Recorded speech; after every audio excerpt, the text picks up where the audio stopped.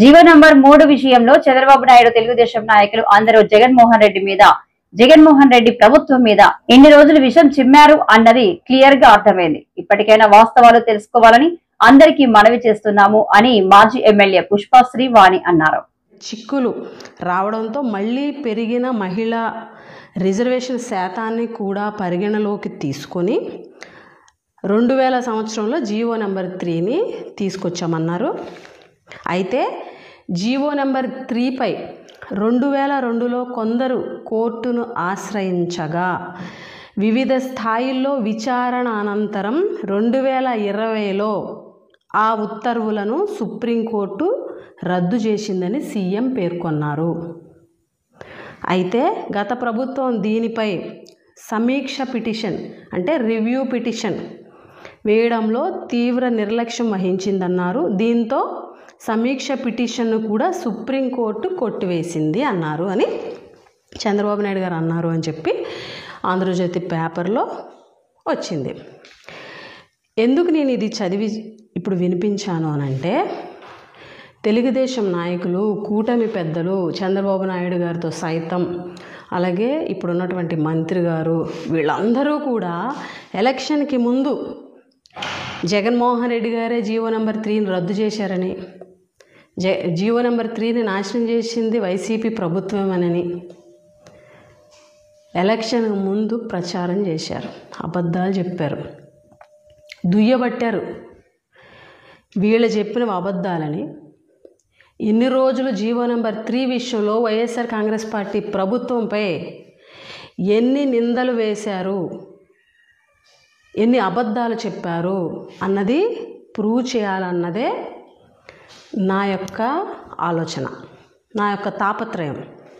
ఎందుకనంటే ఇప్పుడు నేను చదివినటువంటి అంశంలో మీకు అర్థమై ఉండాలి. ఇన్ని రోజులు నేను ఏ ప్రెస్ మీట్ పెట్టినా జీవో నెంబర్ 3 జగన్మోహన్ రెడ్డి గారు రద్దు చేయలేదు, జగన్మోహన్ రెడ్డి గారు ప్రభుత్వం రద్దు చేయలేదు, అది సుప్రీంకోర్టు రద్దు చేసింది అని నేను ఎన్నో సందర్భాల్లో చెప్పా.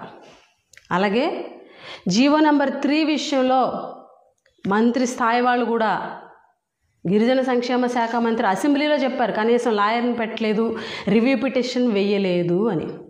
ఈరోజు ఇప్పుడు దీనికి ఏం సమాధానం చెప్తారు? స్వయంగా చంద్రబాబు నాయుడు గారే, ముఖ్యమంత్రి గారే గిరిజన సంక్షేమ శాఖ సమీక్ష సమావేశంలో జీవో నెంబర్ 3 మీద రివ్యూ చేస్తూ ఏం చెప్పారు? 2002లో కొందరు దీనిని కోర్టును ఆశ్రయించగా వివిధ స్థాయిల్లో విచారణ అనంతరం 2020లో ఆ ఉత్తర్వులను సుప్రీంకోర్టు రద్దు చేసింది అని సీఎం పేర్కొన్నారు. అలాగే రివ్యూ పిటిషన్ విషయంలో కూడా నిర్లక్ష్యం చేసింది అని అంటూ, దీంతో సమీక్షా పిటిషన్ కూడా అంటే రివ్యూ పిటిషన్ కూడా సుప్రీంకోర్టు కొట్టేసింది. అంటే రివ్యూ పిటిషన్ సుప్రీంకోర్టు కొట్టేసిందని చెప్పారంటే రివ్యూ పిటిషన్ వేసామనే కదా. మరి ఇన్ని రోజులు రివ్యూ పిటిషనే వేయలేదని, ఇన్ని రోజులు అసలు లాయర్నే పెట్టలేదని జగన్మోహన్ రెడ్డి గారు రద్దు చేశారని చెప్పారు. మరి ఇదేంటి ఈరోజు?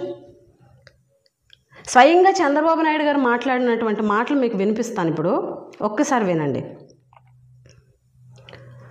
ఎలక్షన్ ప్రచారంలో భాగంగా చంద్రబాబు నాయుడు గారు మాట్లాడినటువంటి మాటలు.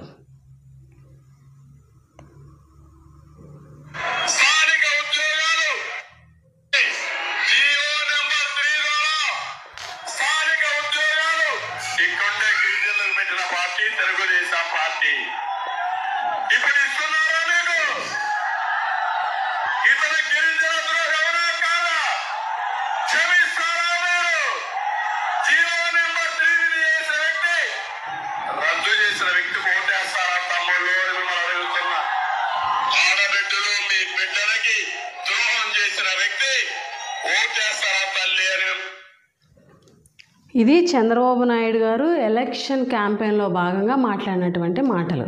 జగన్మోహన్ రెడ్డి రద్దు చేశారు అని. అలాగే మంత్రి గారు కూడా మాట్లాడుతూ ఆవిడేమన్నారంటే, ఎవరైతే టీచర్స్ ఉన్నారో వాళ్ళకి గిరిజనులతోనే ఇంత పూర్వం మనం భర్తీ చేసే జీవో నెంబర్ 3ని దాన్ని కూడా నిర్వీర్యం చేసి దాన్ని కనీసం సుప్రీం కోర్టులో కనీసం లాయర్ని పెట్టిన పాపాన్ని కూడా పోలేదు అధ్యక్ష, వదిలేశారు అధ్యక్ష. ఇది మంత్రి గారు స్వయంగా అసెంబ్లీలో మాట్లాడినటువంటి మాటలు.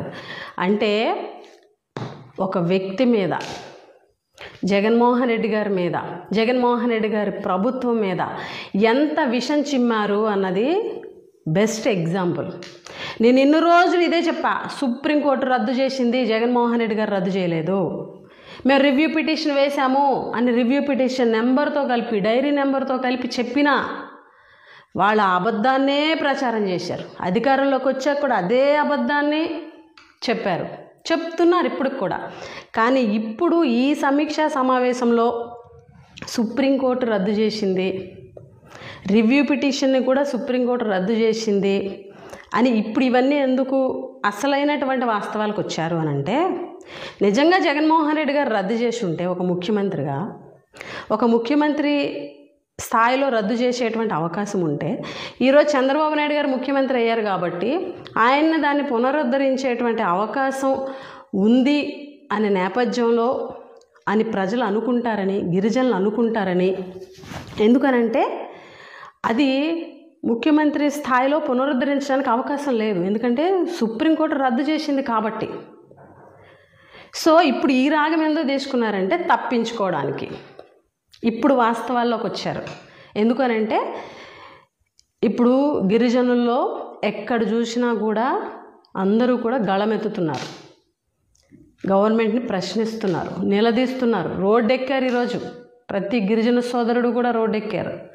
కాబట్టి వాళ్ళకి సమాధానం చెప్పాలి అని అంటే, ఇదిగో ఇలా సుప్రీంకోర్టు రద్దు చేసింది కాబట్టి అన్నీ మేము పరిశీలిస్తున్నాము, 100% న్యాయం చేస్తాము, గిరిజనులకి 100% ఉద్యోగాలు ఇవ్వడానికి ప్రయత్నం చేస్తున్నాము అని ఇప్పుడు కళ్ళబొల్లి మాటలు చెప్పడం స్టార్ట్ చేశారు.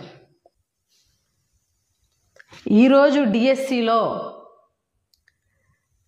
స్పెషల్ డిఎస్సి తీసి గిరిజనులకి, స్థానిక గిరిజనులకి 100% రిజర్వేషన్లతో ఉద్యోగాలు ఇవ్వాలి అన్నది ఈరోజు ఆ నినాదంగా మారింది. కాబట్టి ఎక్కడికక్కడ ప్రభుత్వాన్ని నిలదీస్తున్నారు. కాబట్టి ఈరోజు ఈ రకంగా కప్పదాటు వ్యాఖ్యలు చేస్తూ, తూతూ మంత్రంగా స్టేట్మెంట్స్ ఇచ్చేస్తూ కాలం ముందుకు సాగదీస్తున్నారు. ఇప్పటికైనా ఈ తెలుగుదేశం నాయకులు జీవో నెంబర్ 3 విషయంలో జగన్మోహన్ రెడ్డి గారి మీద ఎంత విషం చిమ్మారు, ఇన్ని రోజులు వీళ్ళు చిమ్మిందంత విషమని, వీళ్ళు ఇన్ని రోజులు అబద్ధాలు చెప్పారని ఇప్పటికైనా గమనించాలని మనవి చేస్తున్నాను ప్రతి ఒక్కరికి కూడా. ఏదైతే వీళ్ళు మాట ఇచ్చారో ఎలక్షన్ ముందు,